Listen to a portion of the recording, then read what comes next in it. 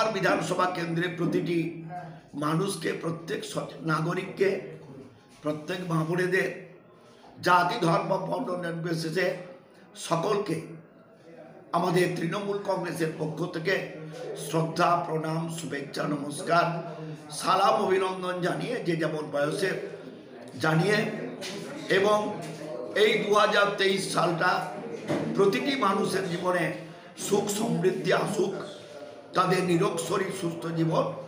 আমরা আমাদের এই দলীয় প্রতিষ্ঠা দিবসের মধ্য দিয়ে আমি আমার বিধানসভার প্রতিটি মানুষের কাছে সেই বার্তা আমি তাদের কাছে জানাচ্ছি।